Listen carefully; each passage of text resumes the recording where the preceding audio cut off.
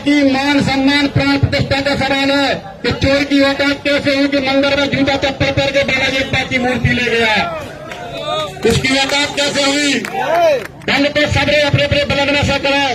जैसे जब बरसात हो, जब पानी भर बलग में, तो सबरे अंदर से जीवाणु जो कीटाणु सब बाहर कर आओ। ऐसे जैसा लोग बालाजी महाराज को सब घर घर में संदेश पहुंच गया है।